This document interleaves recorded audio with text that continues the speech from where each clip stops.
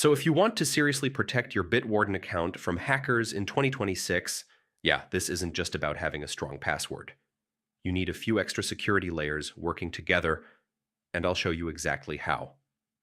First, your master password has to be strong, long, unique, and not reused anywhere else.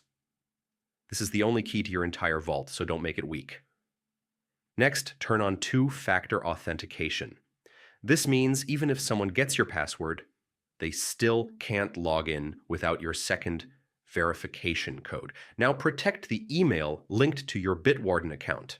If your email gets hacked, attackers can try to reset your access, so secure that first too.